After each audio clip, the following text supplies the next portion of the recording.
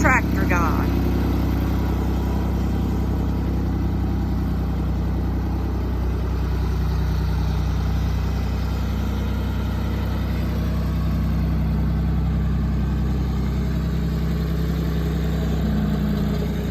I didn't get out here in time for him to see him unload some heavy logs from the barnyard, but I'll take you out there and let you see what they look like.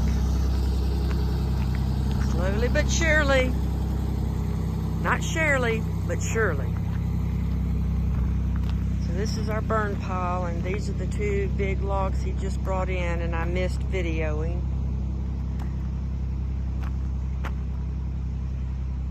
Yep. Got that going. The other day we saw a deer back here going across